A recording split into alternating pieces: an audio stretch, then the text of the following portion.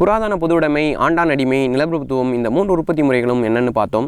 கடவுள், மதம், சாதின்னு இல்லாத ஈர வெங்காயத்தை எல்லாம் காட்டி நிலப்பிரபுத்துவம் தன்னை பாதுகாத்துக்கிட்டாலும் இந்த பாலா போன உற்பத்தி சக்தியிலான மனிதன், நிலம், கருவிகளோட வளர்ச்சி அதை தரத்தரன்னு இழுத்து கொண்டு போய் முதலாளித்துவ சமூகத்தில் போட்டு இருட்டறையில் முரட்டு குத்திடுச்சு. நிலப்பிரபுத்துவ உற்பத்தி முறையில் நம்ம மாயாண்டி என்னாச்சு மாட்டுக்கு பால் கறந்துட்டு இருந்த நேரம் அண்ணாத்தையோட வீட்டுக்காரம்மா அடுக்கலையிலேருந்து அடுத்த வேலை சொத்துக்கு அரிசி இல்லைன்னு குரல் கொடுத்தாங்க. அண்ணாத்தையும் கறந்த பாலை தூக்கிட்டு காத்தவராயன் வீட்டை பார்த்து போனார். காத்தவராயன் மாமா 2 லிட்டர் பாலை வாங்கிட்டு அண்ணாத்தைக்கு 4 படி நெல்லை கொடுத்து வழி அனுப்பி வச்சார். பால் என்கிற ஒரு பண்டத்துக்கு மாற்றம் நெல் என்கிற இன்னொரு பண்டத்தை வாங்கிட்டாரு பாருங்க. இதுதான் பண்ட மாற்று முறை. பாலை கொடுத்து நெல்லை வாங்கினாரே, அப்போது பால் தான் பணமா அப்படின்னா இல்லை. நல்லா பார்த்தீங்களா, அண்ணாத்தை நெல்லை வாங்கலை, பாலுக்கு பதிலாக மாற்றிக்கிட்டாரு. அண்ணாத்தைக்கு ராமராஜன் சட்டை ஒன்று வேணும். இப்போது 2 மீட்டர் துணிக்கு எத்தனை லிட்டர் பாலை கொடுக்குறது? பானை சட்டி செய்கிற கோவாலுக்கு ஒரு ஆட்டுக்குட்டி வேணும். ஒரு பானைக்கு ஒரு ஆடு சரியாக போச்சுன்னா கோனார் விடுவா பிள்ளையா? நாடார் வீட்டில் வரைஞ்ச 2 கிலோ கத்திரிக்காய்க்கு மாற்றா கலப்பையை கொடுப்பானா கொல்லன்? முடியாது. பண்டத்தோட மதிப்பை எது தீர்மானிக்குது? அந்த பண்டத்தை தயாரிக்க செலவிடப்பட்ட உழைப்பு தான் அதோட மதிப்பு. கல்லை வச்சு வீடு கட்டலாம், ஸ்வச் பாரத்துக்கு கக்கூஸ் கட்டலாம், பெரிய பெரிய சீன பெருஞ்சுவரையும் 1000 வருஷத்துக்கு பிறகும் கம்பீரமாக நின்று ராஜராஜ சோழன் யார் தெரியுமா அப்படின்னு கேட்குற பெரிய கோவில் கட்டலாம். ஆனால் ஒரு லோடு கருங்கல் மிஞ்சி போனால் ஒரு 3000 ரூபா இருக்கும். சரி, தங்க பிஸ்கட்டை காலையில் டீ குடிக்கிறப்ப முக்கி திங்க முடியுமா அப்படின்னா முடியாது. ஒரு சில மருத்துவ உபகரணங்களும் காசு மாலையும் ஜிமிக்கி கம்மலும் போட்டு குத்தாட்டம் போடுறத தவிர தங்கம் என்கிற உலோகத்தால் வேறு என்ன பயன்? ஆனால் 1 கிராம் தங்கத்தை கொடுத்து 1 லோடு கல் வாங்கிடலாம். அப்போது கல்லுக்கும் தங்கத்துக்கும் என்ன வித்தியாசம்? உழைப்பு தான் வித்தியாசம். கல் நிலத்துக்கு மேலே இருக்குது, கடப்பாறையில் 4 போடு போட்டால் வண்டியில் அள்ளி போட்டுட்டு வீட்டுக்கு போயிடலாம், ஈஸியாக கிடைக்கிது. ஆனால் தங்கத்தை தேடி கோலார் தங்க வயலுக்கு போகணும். 1 கிராம் தங்கத்தை பிரித்து எடுக்க ஒரு நாள் முழுக்க தோண்டணும். சிம்பிளாக ஒரு கேள்வி கேட்குறேன். புராதன பொதுவுடைமை சமூகத்தில் இட்லி வட்டமாக இருந்துச்சா இல்லைனா சதுரமாக இருந்துச்சா? வட்டமாகவும் இல்லை, சதுரமாகவும் இல்லை. சொல்லப்போனால் புராதன பொதுவுடைமை சமூகத்தில் இட்லியே இல்லை. இட்லியோட செய்முறை விளக்கம் என்ன?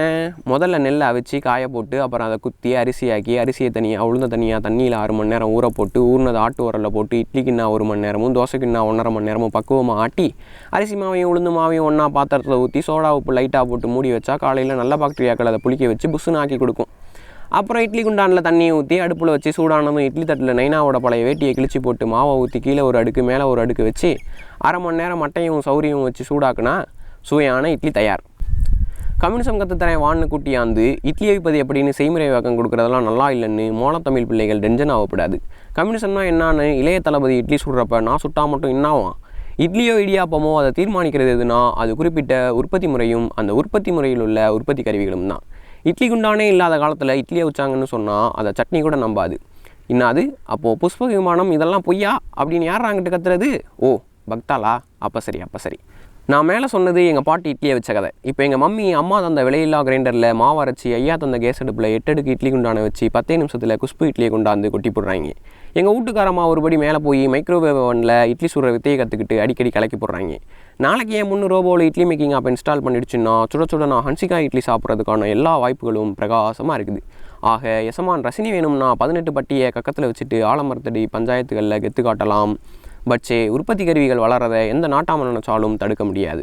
பண்டங்கள் ஒரு வரையறைக்குள்ளே இருக்கிற வரைக்கும் பண்டமாற்று முறையில் எந்த பிரச்சனையும் இல்லை. ஆனால் வேலை பிரிவினைகள் சமூகத்தில் பல்வேறு பண்டங்களை உற்பத்தி செய்கிறதுக்கான வாய்ப்பை வழங்குறப்ப பண்டமாற்று முறையை நடத்த பணம் கவர் பண்ண வேண்டிய காலத்தின் கட்டாயம் பண்டமாற்று முறைக்கு பாடகட்ட வேண்டிய சூழல் உருவாகுது. நிலப்பிரபுத்துவ உற்பத்தி முறையிலையும் பிரச்சனை இங்கிட்டு இருந்து தான் தொடங்குது.